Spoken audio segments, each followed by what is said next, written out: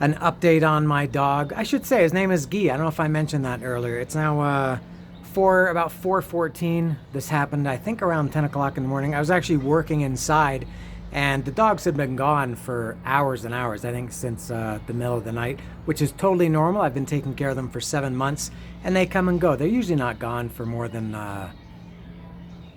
half a day, maybe something like that.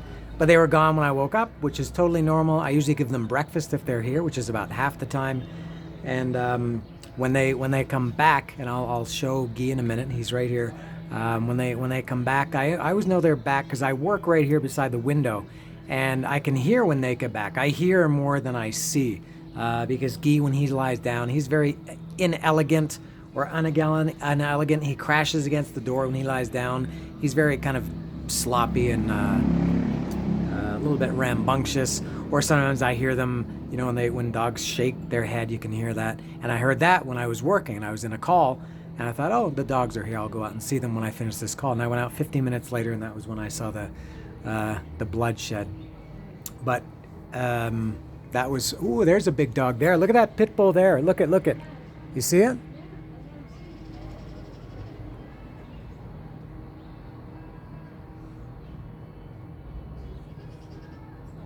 Plot twist. A big pit bull walking around with no owner, no leash, no collar. Never seen that dog before.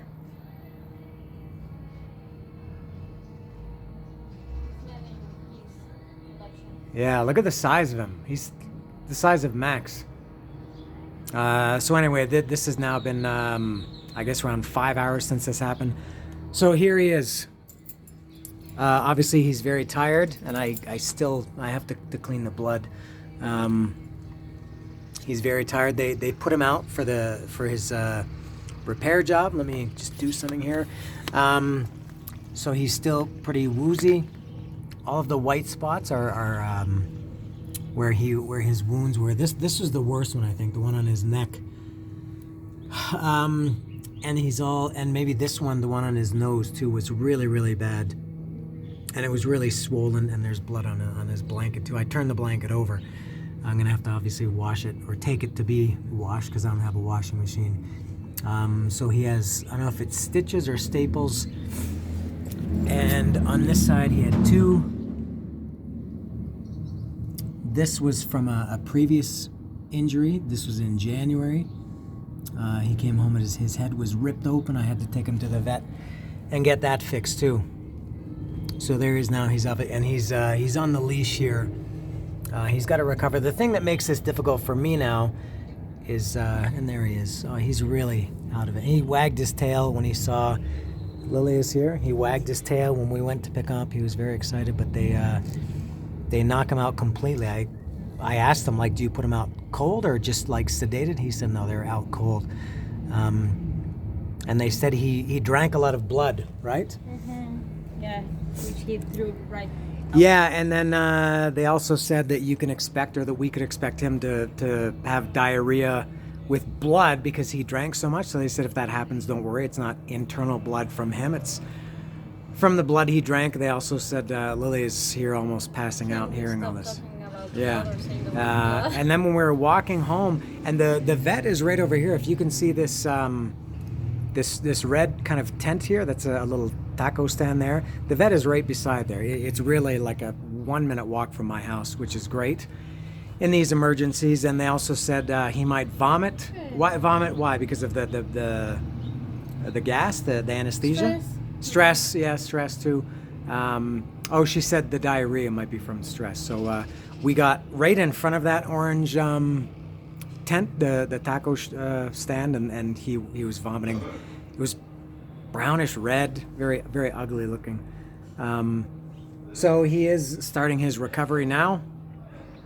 Unfortunately, my real concern switches to his mother, who has now been gone for, I don't know if I mentioned this earlier, but they're together 100% of the time. The only time they're apart is when they're both here and one of them goes out to use the bathroom. They come in through this, they're just both just small enough that they can get through the gate of my neighbor's stairway. The only time they're ever apart is when one of them goes out to go to the bathroom for just 10 minutes, walks around the street a little bit. The mother now, Guy, has been here since about 9:45 or 10 o'clock this morning. Not 9:45 maybe, and it's 4:19, and the mother has not been here. That's very, very concerning. They always come back together. When they're gone, they could be gone for a full day, hours, whatever. When they come back, they're always 100% of the time together. This is the only time that I've ever seen one of them come back, and the longer it gets now, the more I'm concerned. I'm very concerned. I don't know if they both got attacked like this and the mother got the worst of it and can't walk. And I guess we have to consider that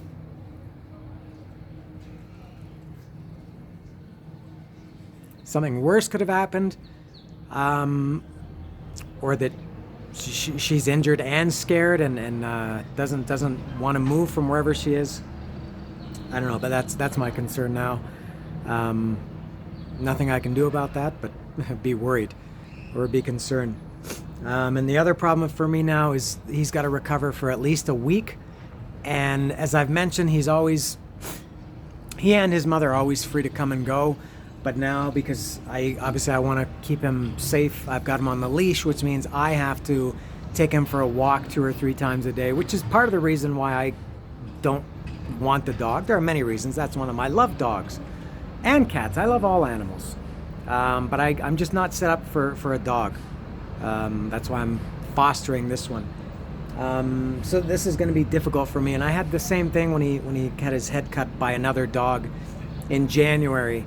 I had to take him out for a walk several times a day, which again, that's really difficult for me. And I'll do it, but I don't know. This is the problem with fostering a street dog that come and go.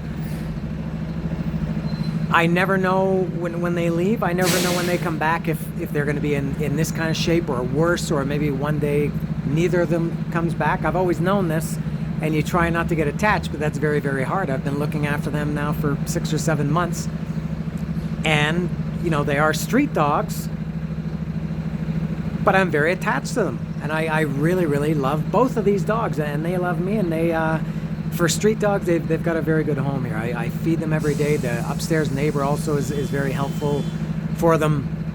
The blanket, and there are a lot of towels and blankets under here that neighbors have brought around. People have really helped and taken care of Guy and his mother. But I don't know how long this can go on or how it's going to end or what's going to happen. But this is one of my fears, and the mother not being here is, I guess, the worst fear. And look at him now. Good boy, Guy. Good boy. I've told you to stay out of trouble. I've told you. So just one last thing, and I'll get to the comments and the emails later. I've been busy today. Thank you. Really, really, I can't tell you how much I appreciate those who donated. It helped a lot. If it were my dog, if I had, made a decision at some point to go and buy a dog and he was mine, I would never ask for any help. But like I said, these are street dogs, and they're kind of community dogs. They sleep on my balcony, and I spend a lot of money on food for them. But as I said, everybody pitches in.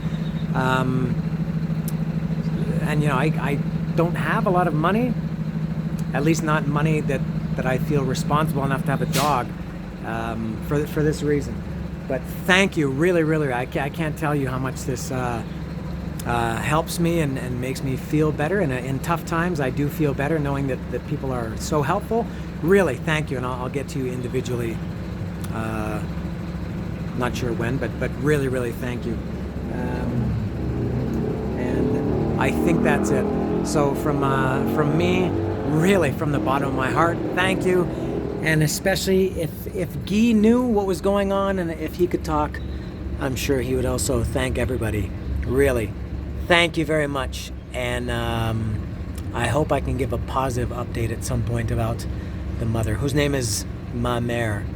And I should say, Lily and I are the only people that they trust, especially the mother. The mother won't let anybody near her. She's very, very nervous of people. But with Lily and I, as soon as she sees either of us, she rolls over on her back, gives the belly.